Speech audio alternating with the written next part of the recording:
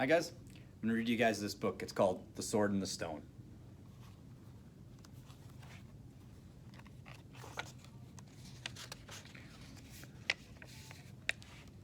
Long ago, a king of England died childless. Nobody knew who would be the next king. Then a sword magically appeared in a churchyard of London. The sword was stuck into a stone. On the sword was written, "Whoever pulls out this sword is the true king of England." All the knights of the land tried to pull out the sword, but not one of them could do it. So everyone forgot about the sword. People went on with their lives. Far away from London, an orphan boy got lost in the forest near his home. At last, he came across an old man. "I've been expecting you, though I can't remember why," said the old man. "But you don't know me," said the boy. "I see into the future," said the man, "but I keep forgetting what I see." "Please, who are you?" asked the boy. "A magician," said the man. "Now come inside. You're just in time for tea." The old man poured out 2 cups of tea. "I'm Merlin," he said. "Who are you?" "Arthur," said the boy, "but everyone calls me Wart. Are you really a magician?" "Of course," said Merlin. "Watch."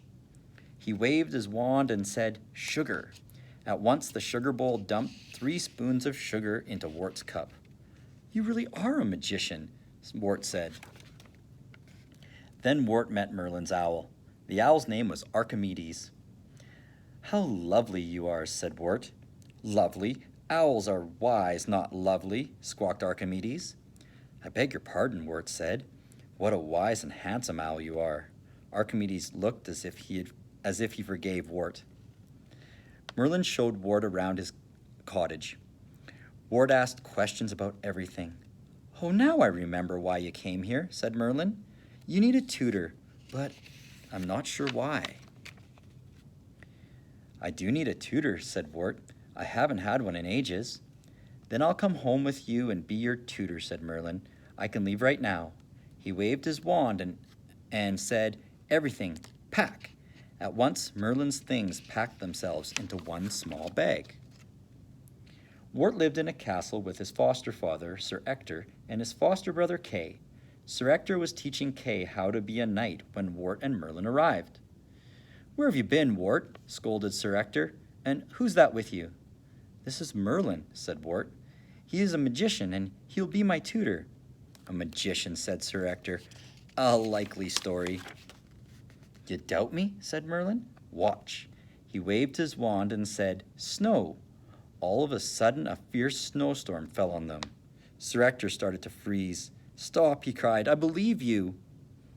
"You can be Wart's tutor," Sir Ector said to Merlin, "but no more snow." Merlin and his owl moved into the castle. Merlin tutored Wart in a tower each day. Sometimes he used magic to teach the boy. "Learning is not just in books," he said. One day Merlin asked Wart, "How would you like to be a bird?" Wart thought of flying up in the blue sky. "I would love it," Wart said. Presto, Wart was a bird. He had a wonderful time flying around the castle. Suddenly he saw a big, hungry hawk. The hawk was coming straight at him. Wart flew for his life. The hawk chased after him. "Help me, Merlin," cried Wart. Merlin found Wart just in time. Merlin changed him back into a boy. "It's hard work to be a bird," said Merlin. "How would you like to be a fish?" Wart thought of swimming in cool water. "I would love to be a fish," he said. Merlin waved his wand, and presto, Wart was a little fish. Wart had a wonderful time swimming to and fro. Then a big, hungry pike saw Wart. It chased after the little fish. Wart swam for his life. The pike came closer. Wart jumped out of the water, and Archimedes grabbed him just in time. Wart decided to stay a boy from then on. One day a messenger came from London. Sir Ector read the notice. "There will be a tournament in London," he said. "Any knight can enter. Whoever wins will become King of England." No more books, Wart," said Sir Ector. "Kay is now a knight. You'll be his squire and help him with the tournament." "Work hard and I'll reward you when I'm king," said Sir Kay. So Wart got Kay's things ready for the tournament. He polished Kay's helmet, then he cleaned Kay's sword. At last it was time to leave for London. Merlin watched everyone go. Then he sent Archimedes along to keep an eye on things.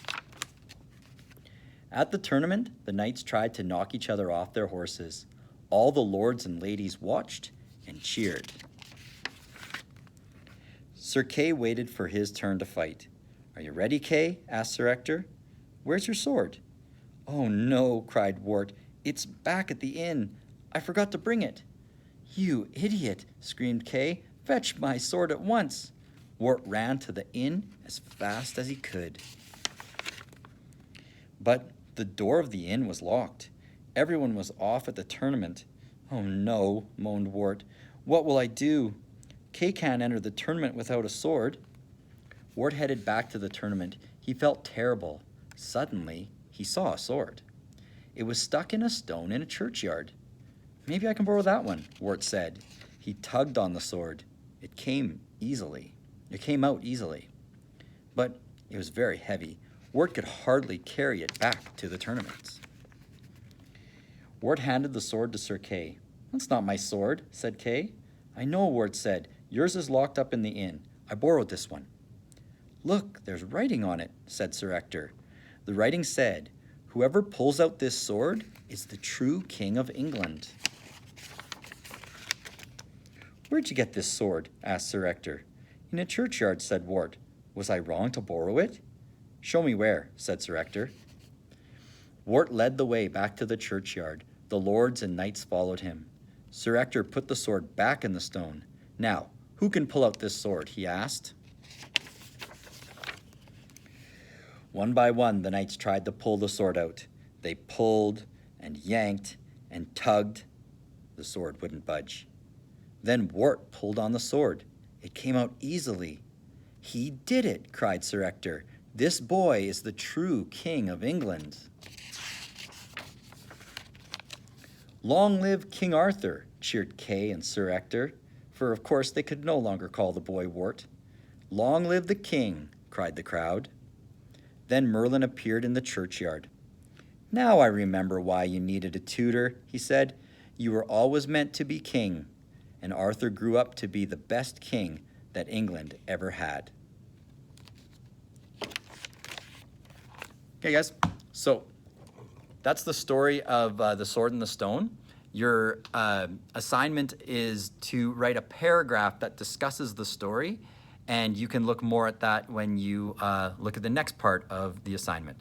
All right, guys, have a great rest of your day.